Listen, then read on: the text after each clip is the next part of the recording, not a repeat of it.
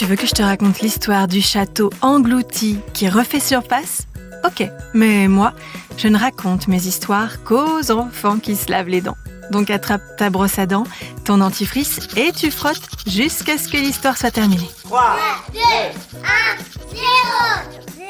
Est-ce que tu as déjà vu un barrage ? Un barrage, c'est une construction en travers d'un cours d'eau qui permet de réguler le débit d'une rivière ou de stocker de l'eau. Certains barrages permettent aussi de produire de l'électricité.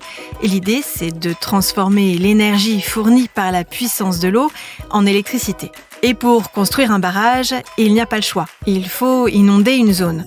Parfois, c'est une zone naturelle, des champs, une forêt.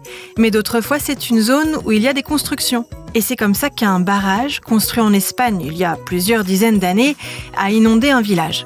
Les habitants en sont bien sûr partis, mais tous les bâtiments sont restés, dont une église et un château. Pendant de nombreuses années, le village, l'église et le château étaient donc sous l'eau. Mais récemment, ils ont réapparu. Tu veux savoir comment c'est possible ? Je vais te dire ça dans un instant. Mais d'abord, j'ai une devinette pour toi. À ton avis, qu'est-ce qui est bon pour les dents et les rend plus blanches ? Le dentifrice à la fraise ? Oui, en partie. Mais je ne pensais pas à ça. Il n'y a rien de mieux qu'un bon détartrage de temps en temps pour que tes dents soient impeccables et bien blanches. Comme tu le sais, seul le dentiste a les outils spéciaux pour retirer la plaque dentaire. Et la visite chez le dentiste, c'est au moins une fois par an. Tous les 6 mois, c'est encore mieux.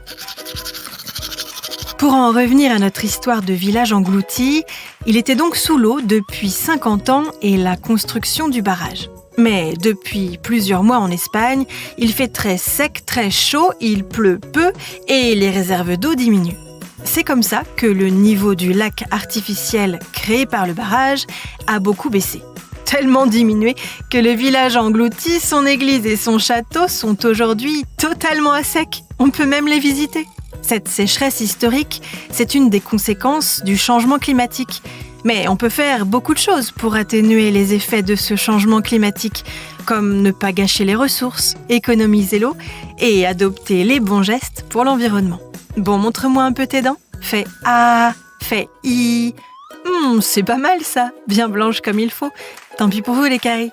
Allez, maintenant, au lit. Je vais pas aller me coucher. Retrouvez les épisodes des Dents et Dodo sur le site et l'application BFM TV et sur toutes les plateformes de streaming. Si cet épisode vous a plu, n'hésitez pas à lui donner une note, à vous abonner à la playlist et surtout à en parler autour de vous. C'est un podcast BFM TV.